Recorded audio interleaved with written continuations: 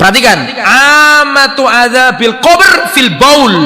Mayoritas azab kubur itu karena pipis, karena kencing. Hati-hati. Ustadz, masa sih Ustadz gara-gara kencing aja orang diadab di kuburan? Iya, karena konsekuensi dari kencing sembarangan, dia pasti nggak ahli sholat.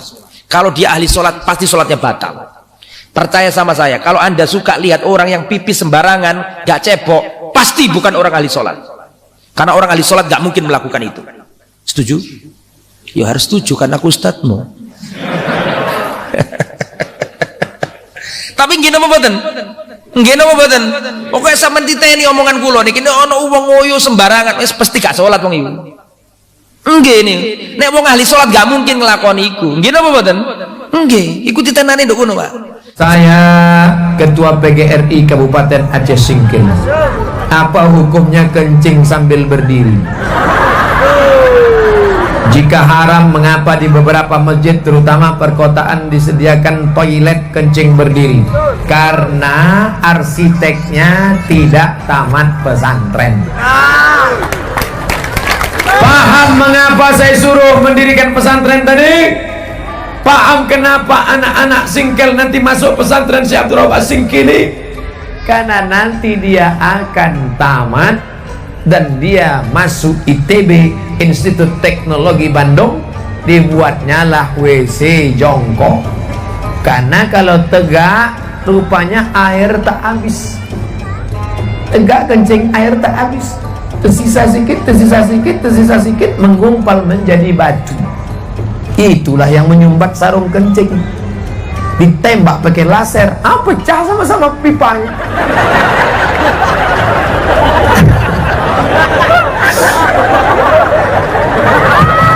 Oleh sebab itu maka kalau dia jongkok habis dia tumpah.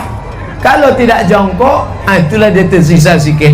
Makanya mesti jongkok. Insya Allah akan lahir insinyur-insinyur yang mengerti masjid. Banyak insinyur tukang gambar masjid tidak mengerti pesantren. Akhirnya dibangun masjid tidak ada teras. Padahal teras itu gunanya untuk perempuan yang sedang haid. Makanya masjid-masjid tua, tengok masjid Baitur Rahman, ada terasnya. Tengok masjid Raya Medan, ada terasnya. Tengok masjid Istana Siak Serindrapura, ada terasnya. Sekarang banyak arsitek pandai gambar tapi tidak ngaji, tak ada teras, tak paham dia fikih. Oleh sebab itu insya Allah anak-anak pesantren tadi akan menjadi insinyur, ngerti bangunan dan ngerti ajaran Islam. Ada hal yang sederhana tetapi ini besar sekali, yaitu tidak cebok pada saat kencing. Ini penyebab kedua. Walaupun ini bisa saya jadikan penyebab yang kesekian, tetapi memang saya sengaja angkat ini karena sesuatu yang dianggap remeh oleh orang. Cebok ini pada saat kencing itu adalah bagian daripada syariat kita. Sunnah Nabi SAW, laki-laki dan perempuan duduk atau jongkok pada saat kencing. Jadi tidak berdiri. Karena tujuannya supaya tidak kepercik sana sini. Kapan kepercik ke pakaian kita, najis, walaupun kita sudah wudu tetap tidak sah sholatnya. Apalagi kalau orang dasarnya tidak cebok. Mungkin teman-teman yang pernah datang ke negara-negara non-muslim tahu kalau mereka tidak peduli dengan cebok ini. Saya berapa kali datangi negara-negara non-muslim, cukup banyak, bukan satu dua negara. Berulang-ulang kami datangi dengan undangan yang ada di sana dari kaum muslimin. Sulit sekali, karena semua WC-nya tidak pakai air, kecuali untuk nyiram saja. Jadi untuk cebok tidak ada, gitu kan? Harus menggunakan tisu. Saya tidak bisa membayangkan orang, maaf kalau buang air besar, kemudian hanya menggunakan tisu. Bagaimana dia bisa menganggap dirinya bisa bersih dan suci? Dan ini sumber penyakit.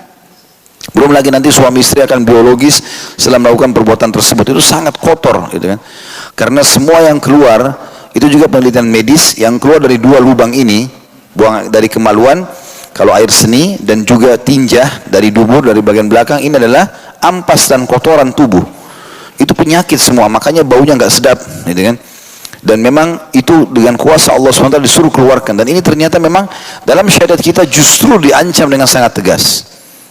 Sebagaimana hadis yang masyhur tadi sudah saya sebutkan, bahwasanya Nabi SAW bersabda waktu melewati dua kuburan, dan beliau mengatakan sesungguhnya, tentu riwayat lengkapnya begini, bahwasanya dari Ali ibnu Abbas Lalu anhu beliau berkata, Rasulullah SAW melewati satu kebun dari beberapa kebun Mekah atau Madinah. Lalu beliau mendengar suara dua orang yang sedang diazab dalam kubur. Lalu beliau bersabda, sesungguhnya keduanya sedang disiksa dan tidaklah keduanya disiksa karena perkara yang besar dalam pandangan keduanya. Tetapi ketahuilah, itu adalah perbuatan dosa besar. Yang pertama diazab lantaran tidak bersih dari buang air kecil. Kalau cebok saja tidak maksimal, sudah cukup datangkan azab kubur, bagaimana orang yang tidak cebok? Kata ulama, kalau kencing saja sudah begini ancamannya, bagaimana kalau buang air besar? Allah SWT datangkan yang lebih ringan, supaya kita faham yang lebih besar daripada itu akan lebih berat hukumannya. Dan yang lain karena namimah atau suka adu domba, nanti kita jelaskan itu. Kemudian beliau menyuruh mengambil pelepah kurma yang basah dan membelahnya menjadi dua bagian, kemudian menancapkannya di atas masing-masing kuburan tersebut. Para sahabat pun bertanya, wahai Rasulullah, mengapa anda melakukan itu? Kata Nabi SAW, semoga keduanya diringankan dari adab setelah atau selama kedua pelepah kurma ini masih basah. Dan ini diriwayatkan Bukhari nomor 216, 218, 1361, Imam Muslim sebutkan di 292, dan banyak sekali riwayat. Tirmidzi meriwayatkan, Abu Daud, An-Nasai, Ahmad, Ibnu Majah, Al-Baihaqi, Ibnu Khuzaimah, Ad-Darimi semua menyebutkan riwayat ini. Berarti menandakan memang kencing ini penyebab siksa kubur. Ada hadis juga yang lebih ringkas daripada tadi, adalah kata Nabi SAW, aktsaru adzabil qabri minal baul. Ketahuilah kebanyakan siksa kubur itu disebabkan oleh air kencing. Dan hadis ini diriwayatkan Ahmad, Al-Baihaqi, Al-Hakim, Darul Qutni, Ibnu Abi Syaibah, dan hadis ini dinilai sahih. Juga sabda Nabi SAW, ammata adzabil qabri minal baul. Umumnya atau kebanyakan siksa kubur disebabkan oleh air kencing. Maka dari itu bersihkanlah diri dari air kencing itu. Hadis riwayat Al-Hakim, Tawarani, dan juga Al-Bazzar, Darul Qutni, dan semua menilai hadis ini adalah hadis yang sahih. Ya. Berarti teman-teman harus peduli dengan masalah ini. Berarti menandakan Islam peduli dengan masalah kebersihan, sehingga kita tidak boleh menganggap remeh poin-poin seperti ini. Dan saya berharap teman-teman yang punya masjid, maka kalaupun harus ada tempat kencing bagi laki-laki yang berdiri, bisa dipasangkan seperti fiber ya. Saya lihat masjid bagus pakai fiber, sehingga kalau orang kencing berdiri pun tidak percik ke celananya.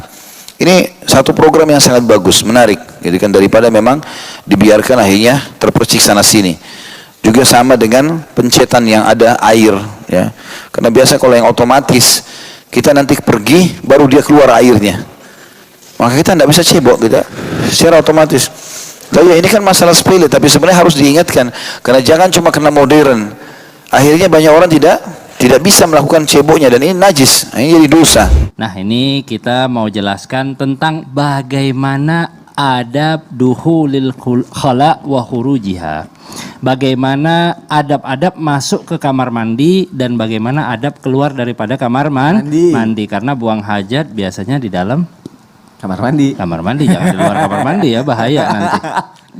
Nah, subhanallah, ada pelajaran yang sangat luar biasa di sini, yang juga baik secara medis dan juga baik secara perilaku. Nah, ini mesti kita perhatikan benar-benar. Yang pertama adalah bagaimana cara kita masuk ke kamar mandi. Masuk dengan kaki kiri, keluar dengan kaki kanan. Nah, ini perlu diperhatikan. Hal sepele tapi dapat pahala karena ittiba, mengikuti daripada sunnahnya baginda Nabi Muhammad Sallallahu Alaihi Wasallam. Kemudian ketika buang air kecil, usahakan atau ikuti sunnahnya baginda Nabi Muhammad Sallallahu Alaihi Wasallam, yaitu buang air kecil dengan cara duduk. Oh. Nah, buang air kecil itu duduk. Karena Rasulullah buang air kecilnya dengan cara duduk. Gimana duduknya? Ini saya praktekin. Ya. Yang pertama adalah jongkok. Ada beberapa hal yang perlu diperhatikan. Yang pertama adalah jongkok. Tapi jongkoknya adalah nasbur rijal al-yumna.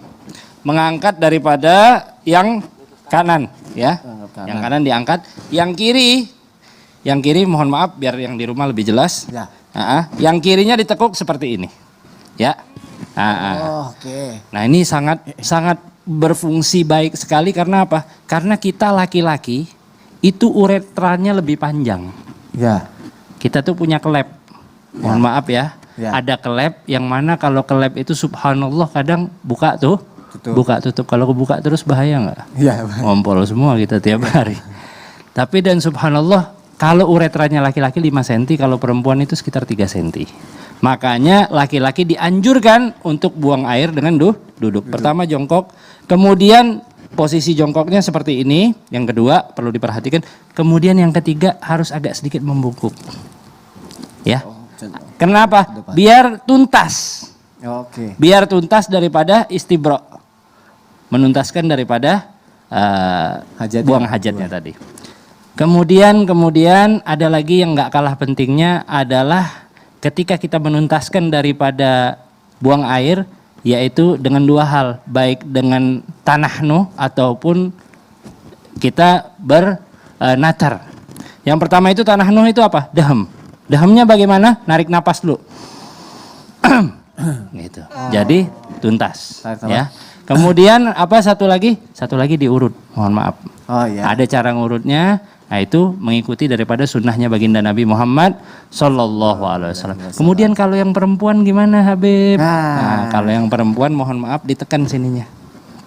Nah, Sambil tekan perut ini. ini subhanallah katanya membantu daripada nggak kena daripada kanker prostat. Oh, Masya Allah. Jadi aman insya Allah prostat kita. Ini dari sisi medis sangat luar biasa sekali. Dan juga ketika buang hajat juga jongkok seperti ini cuma agak ditekan ke sebelah kiri. Ini buang air besar ya, buang air besar ditekan agak ke sebelah kiri. Ini mohon maaf ilmu ya, kita harus belajar. Kenapa nih. tuh ke sebelah kiri? Karena lambung kita di posisinya. Oh. Biar enak, biar tuntas daripada buang hajat baik buang air besar maupun buang air kecil. Nah, ini merupakan sunnah-sunnahnya baginda Nabi Muhammad Sallallahu Alaihi Wasallam. Kemudian juga nih kadang kalau kita di kamar mandi ada satu penyakit yang sering. Apa Tahu tuh? nggak penyakit apa? Apa, Bib? Penyakit was-was. Was-was. Was-was itu apa? Ragu. Udah bersih belum ya? Udah bersih belum? Nah caranya gimana? Caranya dengan nadah. Nadah itu apa? Ngambil percikan air. Mungkin air. Nah, biar kita nggak was-was lagi. Nah ini manfaat banget dan juga ingat buang air kecil itu dengan duduk mencegah daripada impotensi dini bagi laki-laki. Nah ini ibu-ibu, anak-anak juga diajarkan ya nanti insya Allah. Masya Allah. Jazakallah khair Habib Abdullah. Masih ada yang mau tanya? Silahkan. Yang mau tanya Ustaz, apakah benar penyebab ajab kubur kebanyakan hanya dari hal sepele, yaitu dari salahnya buang air kecil? Iya. Ada yang bertanya apa benar kebanyakan adab kubur itu gara-gara air kencing? Benar banget Pak. Harusnya sahih kata Rasulullah, ta'awwadhu min adabil qabr fa inna ammatal adabil qabri minhu. Berhati-hatilah kalian, istanzihu minal baul. Berhati-hati kalian dari air kencing. Karena kebanyakan adab kubur itu dari apa? Dari air kencing. Kebanyakan adab kubur dari air kencing kata Rasulullah. Maka dari itu, ya, ketika kita kencing hati-hati Pak. Tapi juga jangan sampai masuk kepada was-was. Ada orang was-was tingkat tinggi. Kalau kencing itu sampai setengah jam Pak. Bersih-bersihnya sampai 1 ember. Ini juga nggak benar. Ya, maka tetap kita dalam hal ini kalau kita kencing jangan sampai kita tidak peduli ternyata percikannya kena. Banyak terkadang supir truk atau apa kencing aja, cebok enggak. Ya, nah ini terancam dengan hadis tersebut. Ya, Allah.